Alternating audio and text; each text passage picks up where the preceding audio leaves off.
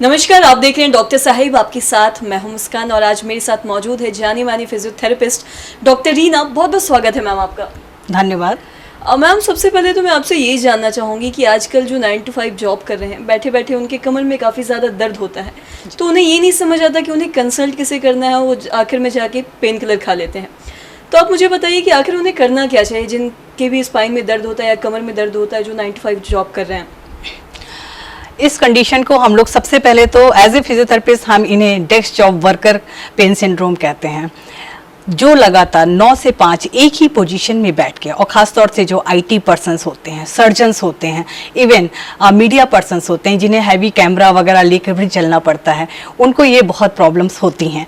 और एक ही पोजीशन में बैठने से या लगातार कार्य करने से हमारे कमर की, गर्दन की या घुटने की मांसपेशियों में जकड़न भी आ जाती है। कई बार हम इसे समझ नहीं पाते क्योंकि हम रोज रोज उसी पोजीशन में होते हैं और रेस्ट करते हैं, फिर से आराम मिल जाता है, तो हमें नहीं समझ में आता है कि यह किसी प्रकार की कोई प्रॉब्लम है। और जनरल पब्लिक यही कहती है कि अभी आराम करेंगे तो ठीक हो जाएगा, मगर ऐसा नहीं होता है, क्योंकि पर डे हम अपने शरीर को, अपनी मांसपेशियों को, टिश्यू को रोज एक इंजरी दे रहे हैं, जिसे हम रिपीटेड स्ट्रेन इंजरी कहते हैं। और एक समय के बाद ऐसा हो जाता है कि यह दर्द आराम करने के बाद भी नहीं ठीक होता है। तो ऐसे लोगों को हम मरीज नहीं कहते, बस उनके प्रोफेशन के अकॉर्डिंग जो प्रॉब्लम आती है उसे कहते हैं।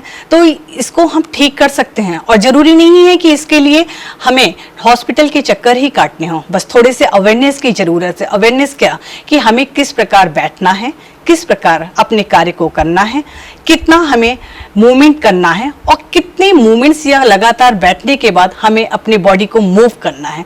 इन सब चीज़ों की जानकारी नहीं होने की वजह से भी लोग दर्द से जूझ रहे हैं। तो सबसे पहले मैं आपको बताना चाहूँगी, जो 9 to 5 डेस्क जॉब वर्कर होते हैं, उनके एक ही पोजीशन में बैठने से अगर हम एक्सरे भी कराते हैं तो उनके कई बार गर्दन की या कमर की हड्डियों में भी दिक्कत आना शुरू हो जाती है, मांसपेशियों के साथ साथ।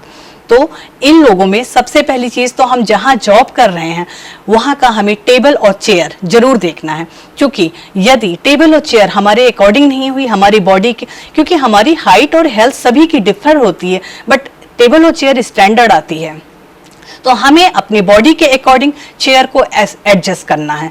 दूसरी चीज, हमें ऐसी चेयर यूज करनी है जिसमें हमारे कमर में जो गैप होता है या जिसे हम लंबर लॉर्डोसिस पोस्चर कहते हैं, वह मेंटेन्ड होना चाहिए। कई बार चेयर बिल्कुल स्ट्रेट मिल जाती है, 8 घंटे उसी पोजीशन में बैठने की वजह से कमर की मांसपेशियां जकड़ जाती हैं, तो हमें अपनी चेयर को भी देखना है और उसे भी सही करना है।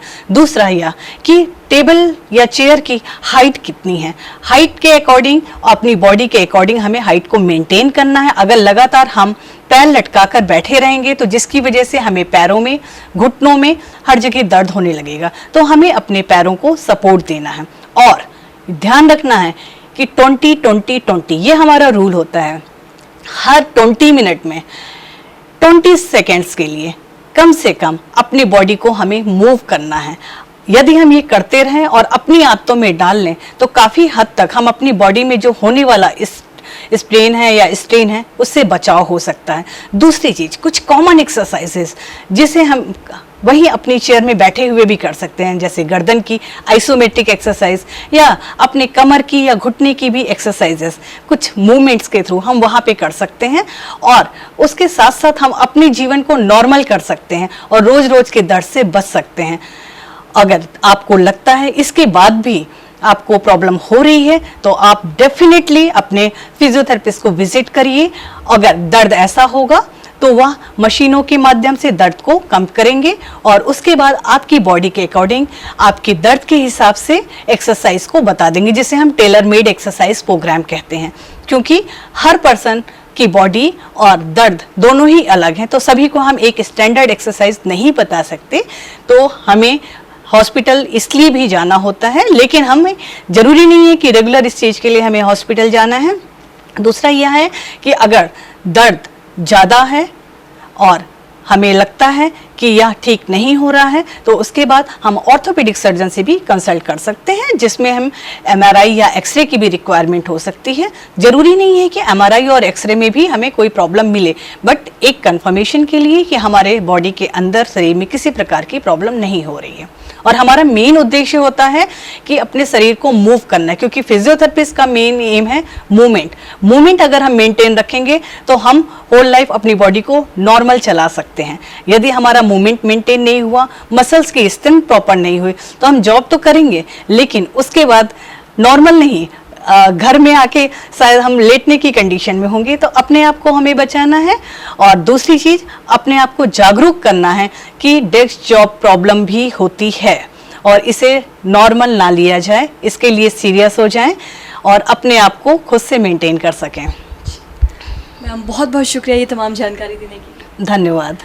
तो आशा करते हैं कि ये तमाम जानकारी आपके लिए लाभदायक रही हो। अगर आप भी 9 to 5 जॉब कर रहे हैं तो ये 20-20 वाला रूल आप भी अपनाएं और साथ ही आप अपने शरीर को हर 20 मिनट्स पे जो मूव करते रहे ताकि आप भी दर्द से मुक्ति पा सकें।